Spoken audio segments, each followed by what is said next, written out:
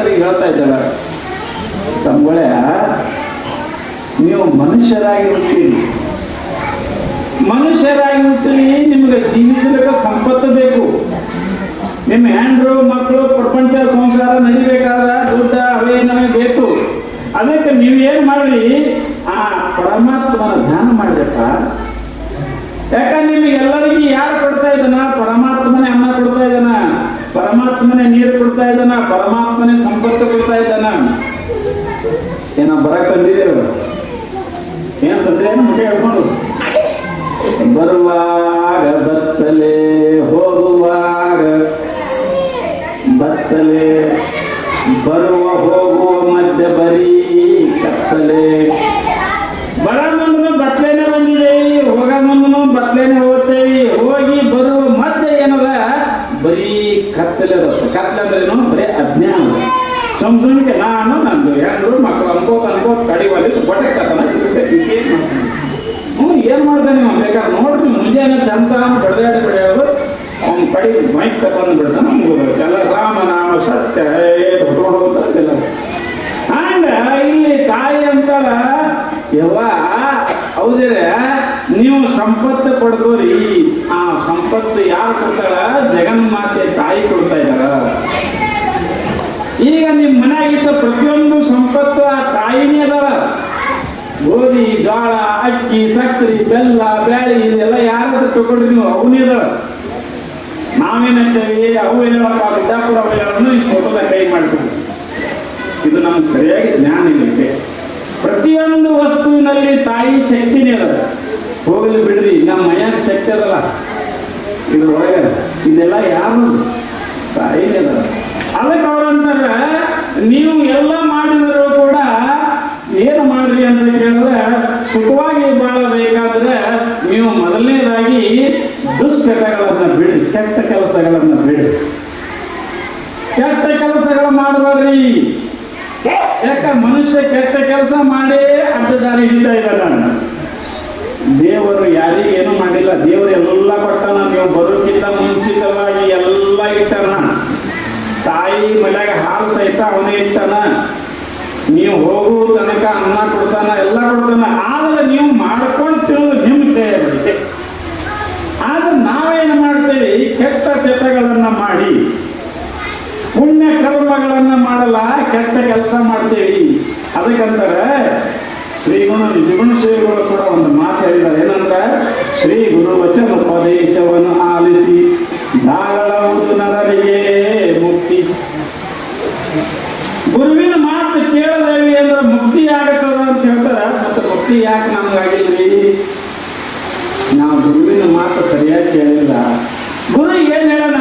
ಕೆಟ್ಟ ಕರ್ಮಗಳ ಮಾಡಬೇಡಂತನ. ದುರಿತ ಕರ್ಮವನ್ನಲ್ಲದಿರು ಪುಣ್ಯವನ್ನೇ ಮಾಡು, ಹರ ನಡಿಬಿಡಿ ಶಾಂತರೊಡನಾಡು, ಕರುಣವಿರಲಿ ಜೀವರಳು ನೀತಿವಿದ ನಾವು ಹೊರಪಡಿಸಿದರೆಂದು ಬೆಸಸುವ.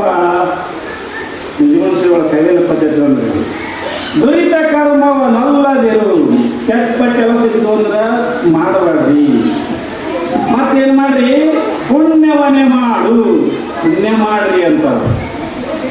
ಪುಣ್ಯ ಮಾಡ್ರಿ ಅಂದ್ರ ಇಂಥ ಸರ್ಕಾರದಾಗ ದಾನ ಧರ್ಮ ಮಾಡ್ರಿ, ಇಂಥ ಪ್ರವಚನ ಕಾರ್ಯಕ್ರಮ ದಾನ ಧರ್ಮ ಮಾಡ್ರಿ. ಅಲ್ಲದೆ ನಿಮ್ಮ ಮನೆಗೆ ಯಾರಾದರೂ ಭಿಕ್ಷಕ ಬಂದ್ರೆ ಒಂದು ರೊಟ್ಟಿ ನೀಡ್ರಿ. ಅಥವಾ ಅವ್ನ ಮೈ ಮ್ಯಾಗ ಅರ್ಬಿ ಹರಿತಂದ್ರೆ ನಿಮ್ಮ ಮನ್ಯಾಗ ಹಳ್ಳಿ ಅಂಗಿಗಳು ರಗಡ್ ಬಿದ್ದಿರ್ತಾವ, ಅವ್ರಿಗೆ ಅಂಗಿ ಕೊಡ್ರಿ.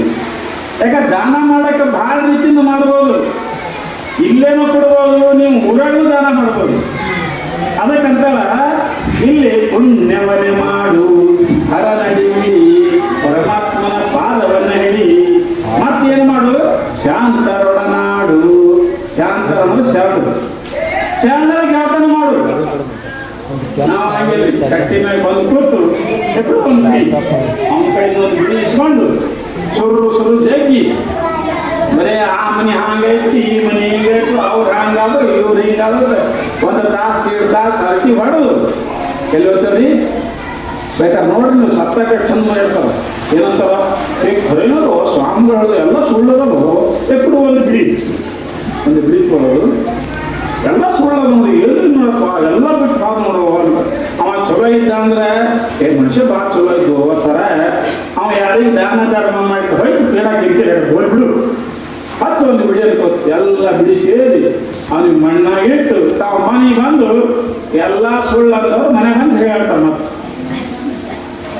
ಆ ಸ್ಮಶಾನದಾಗ ಅಂದ್ರು ಏನಂದ್ರು ಎಲ್ಲ ಸುಳ್ಳಾದ್ರೆ ತಂದ್ರು ಮನೆಗೆ ಬಂದ ಕಡೆ ಮತ್ತೆ ಅಂತ ಜಗಳಕ್ಕೆ ಸುಳ್ಳು ನನ್ನ ಹೊಲ ಹೆಚ್ಚಾಯ್ತು ನಿನ್ನ ಕಮ್ಮಾಯ್ತು ಹಾಗಾಯ್ತು ಹೀಗಾಯ್ತು ಹೆಂಗ್ರಿ ಅದಕ್ಕೆ ಒಂಥರ ಶಾಂತರೊಡ ನಾಡು ಶಾಣರ ಸಂಘ ಮಾಡು ಕರುಣವಿರಲಿ ಜೀವರೊಳು ಇವೆಲ್ಲ ಮಾಡ್ಬೇಕ್ರಿ ಕರುಣವಿರಲಿ ಎಲ್ಲರ ಮ್ಯಾಗ ಎಲ್ಲರೂ ನಮ್ಮವರಂತ ತಿಳ್ಕೊರಿ ಕರುಣವಿರಲಿ ಜೀವರೊಳು ಎಲ್ಲರೂ ನಮ್ಮವರಂತ ತಿಳ್ಕೊರಿ ನೀತಿ ವಿಧನಾಗು ಪೊರೆ ಪರ್ತಿದ್ದನೆಂದು ಬೆಸಸುವ ಇಷ್ಟೆಲ್ಲ ಮಾಡ್ಕೋತ ಬಂದ್ರೆ ನಿಮಗೆ ಒಳ್ಳೇದಾಗ್ತದ ಅಂತ ತಿಳ್ಕೊಂಡು ಅಕ್ಕ ಮಹಾದೇವಿ ಎಲ್ಲರಿಗೂ ಉಪದೇಶ ಮಾಡ್ಕೋತ ಬರ್ತಾ ಇದ್ದಾಳ.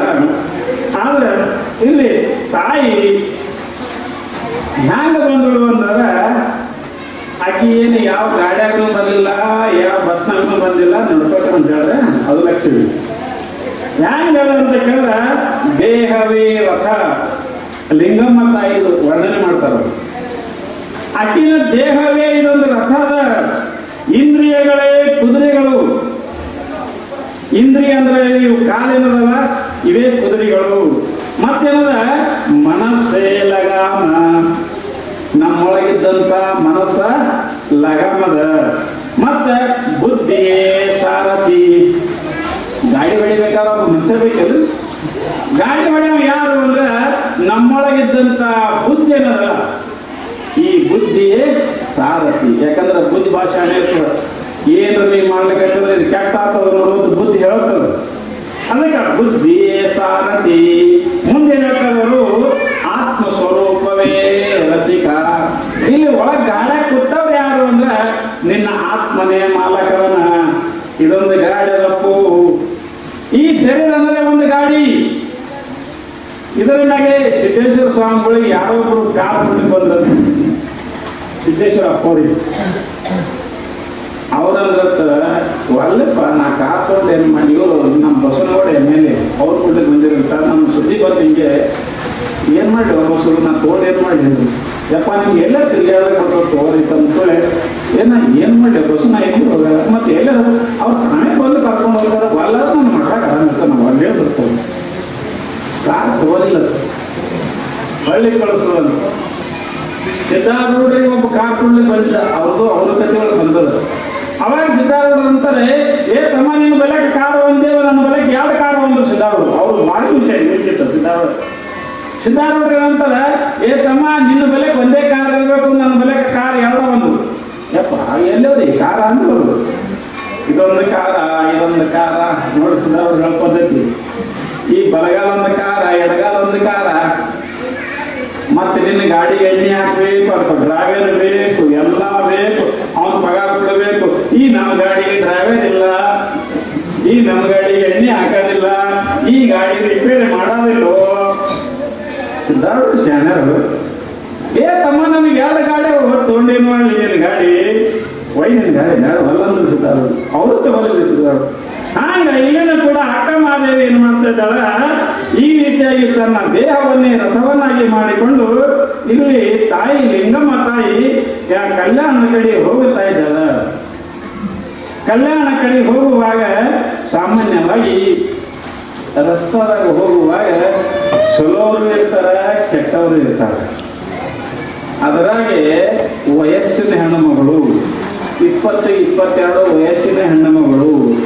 ಅದು ಆದಿಲಕ್ಷ್ಮಿ ಜಗನ್ಮಾತೆ. ಆಕೆ ಕರೆಯುತ್ತಾಳೆ ಜಗನ್ಮಾತೆ. ಆಕೆ ರೂಪ ಸುಂದರಿ. ಅಂತ ಯೌವನದ ಸುಂದರಿ ರೂಪವತಿಯಾದಂತ ಲಿಂಗಮ್ಮ ತಾಯಿ ಹೈದು ಹೋಗುವಾಗ ಎಲ್ಲರೂ ನೋಡಕತ್ತಾರೆ. ಯಾಕಂದ್ರೆ ಸಾಮಾನ್ಯವಾಗಿ ಹೆಣ್ಣನ್ನು ನೋಡಿದವರ ಮನಸ್ಸು ಸ್ವಲ್ಪ ಗದ್ದಲಾಗುತ್ತೆ. ಅದಕ್ಕೆ ವಚನದೋಳೆಲ್ಲರೂ ಶುಚಿ ಇದೀಗ ಸಾಧು ಕುಚಹೇಮ ಶಸ್ತ್ರ ತಗಲು ಅಚಲಿತರಾರು ಸರ್ವಜ್ಞ ಅಂತಿದ್ರು. ಸರ್ವಜ್ಞ